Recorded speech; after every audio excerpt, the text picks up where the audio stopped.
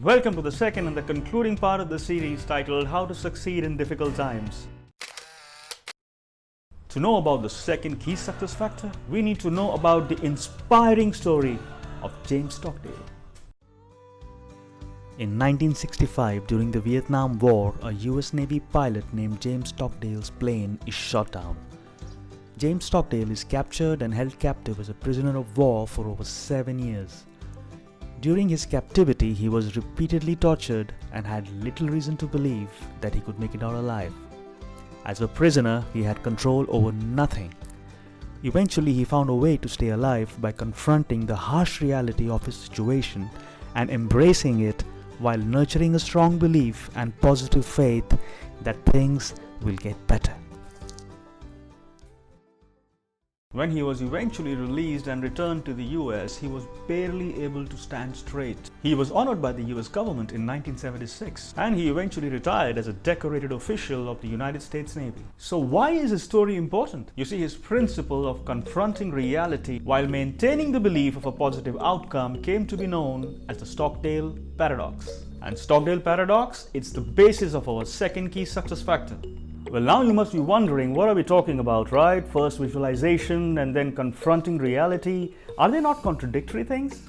Well, actually they are not. In fact, they complement each other. Stockdale Paradox does not ask you to abandon belief. In fact, it encourages it.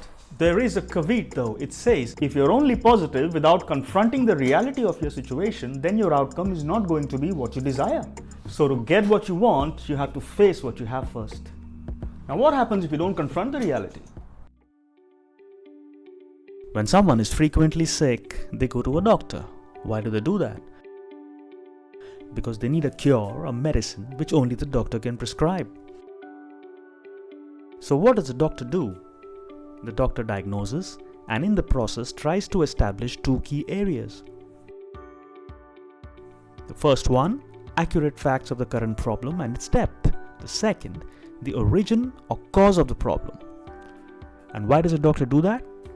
To prescribe the way forward and to suggest a cure. Now imagine you go to a doctor, the doctor sees you and without any consultation simply gives you the medicine. Are you going to take those medicines? Or are you going to ask the doctor, hey, where's the prescription? So the cure will not happen without a prescription, and a prescription will not be given without a thorough diagnosis. It's as simple as that. So the second key success factor is diagnosis. And who is the doctor here? It's no one but you. So the question is, how do we diagnose? You see, just like the doctor, you will have to do two things. Now, like the doctor, you will ascertain facts about the current problem and the depth of it. And let's call it as the external diagnosis. Now, this is the easy part. All you have to do over here is detail the circumstances of your reality, be it personal, professional, monetary, social, health-related, etc., etc. Now, once you've done that, now bifurcate it into two areas. First one, put all the things which you can't control, things which are out of your control. For example, the effects of the pandemic is not in your control. For example, the economy of a country is not in your control. So what do you do with it? Tear it off, put it into a box, set it on fire, do whatever you want to do, just forget about it. And now, focus on the areas which you can control. The second one, just like the doctor, you will try to ascertain the origin or cause of the problem. And let's call it as the internal diagnosis. Easy, right?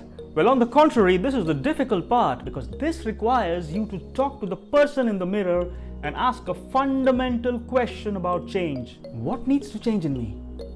Here you will try to find out three things: what behaviors you need to adopt, what knowledge you need to gain, and what skills you need to apply the knowledge. But, as I said before, it's not easy. You see, most people are not aware that they are not aware.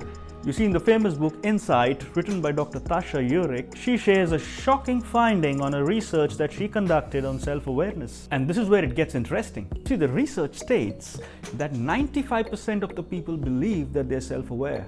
But in reality, only 10 to 15% really are. So what does it say about us? Well, it says we clearly overestimate our own abilities on self-awareness. You see, when people say they're self-aware, they're mostly looking at the visible part of the iceberg, which is what we call as the tip. But this is not the real you. This is the real you. This is your core. These are your feelings. These are your core motivations. And all of this is hidden from your consciousness. So unless you learn to tap on this data, real change is not going to happen. When you don't focus on the core but instead focus on the tip, what do you think happens? It's just like you bought a new suit and you go to work the next day. What has changed in you? Nothing much. You're still the same person. It's just a suit. Nothing has changed. So it's just cosmetic. So the golden question is, how do we tap into this? It's simple.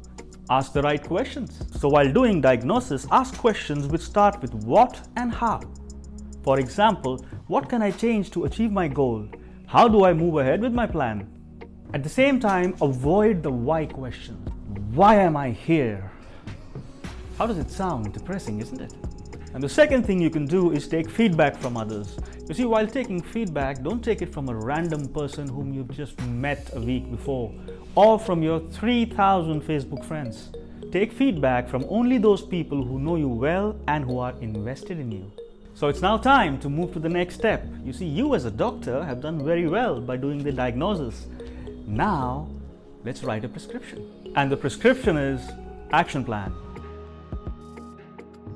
Action plan is a document which contains your vision, your goals, and the steps that you will take to achieve your dream. It will also contain the knowledge, the skills, and the behaviors that you have identified to develop. So why do we need an action plan? You see, you need a document which contains all the work that you have done so far. And please don't make an action plan more than 2 or 3 pages. You see, no one has won the Pulitzer Prize for making the lengthiest action plan, at least not yet.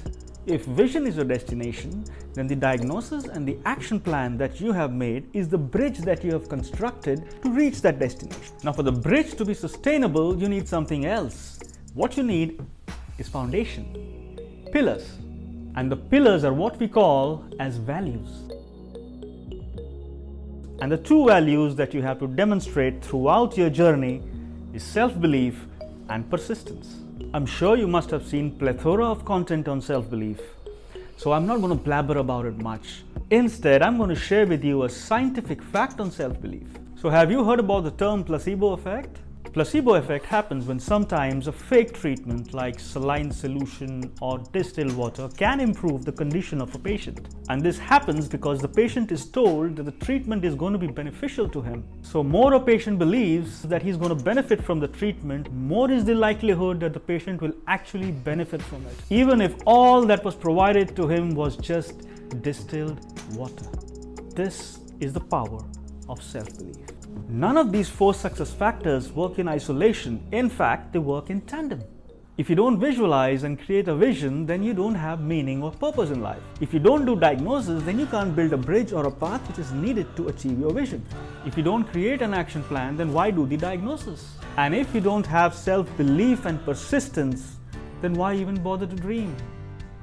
I hope you liked this session. If you need further assistance on the subject, please reach out to us through our website. Thank you very much. Until we meet again.